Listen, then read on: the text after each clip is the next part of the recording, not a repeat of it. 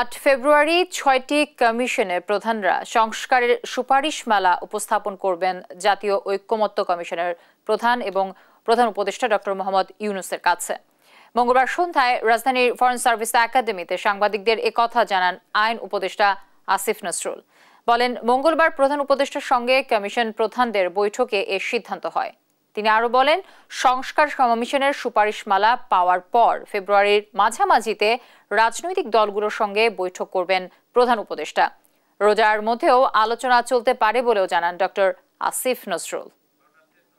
প্রধান উপদেষ্টা ডক্টর মোহাম্মদ ইউনূস এবং জাতীয় ঐকমত্য কমিশনের প্রধান ডক্টর মোহাম্মদ ইউনূস একটা বৈঠক করেছিলেন সংস্কার কাজের অগ্রগতি সম্পর্কে জানার জন্য।